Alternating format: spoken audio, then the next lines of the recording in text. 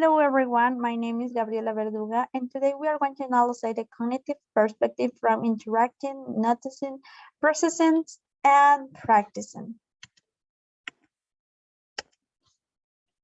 So let's start with interacting hypothesis. Interacting hypothesis is a theory of a single language acquisition which states that the development of language proficiency is promoted by face-to-face interaction and communication. Its main focus is on the role of input, interaction, and output in second language acquisition. The interaction hypothesis is one of many potential approaches to language learning pedagogy, but it has a lot of benefits in application. Interactive in the classroom is not simply a good idea for promoting language acquisition. It also promotes a healthy, collaborative, and student-centered culture in which students will look to each other, in addition to their instructor for assistance.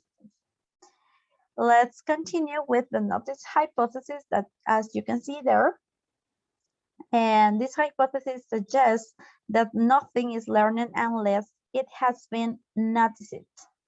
Noticing is the starting point of learning, acquisition, and learning needs to be aware of particular feature input. So for that reason, Gaps describes a learning process that begins when learners notice something in the second language that is different from what they expect or that fills a gap in their knowledge of language. The acquisition of whether learner must be aware that they are noticing something in the input. We can continue here with input processing. The input processing, first you say the cognitive process which occurs when input is understood and integrated into interlanguage. The conditions under which learners may attempt to make connections between foreign and the input minute. And this approach, learners have limited processing capacity and cannot pay attention to foreign meaning at the same time.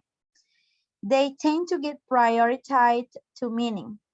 When the context in which they hear a sentence helps them make sense of it, they do not notice details of the language form.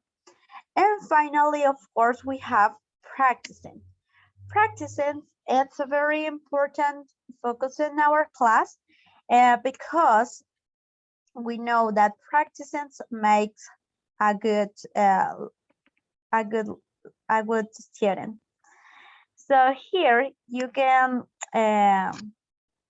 we can talk about Lourdes Ortega, who is in research that proposes 3 principles for practice in the foreign language classroom. So first one, we have practicing should be interacting. As teacher, we have to make this practice interacting to our students and this way improve their speaking skills.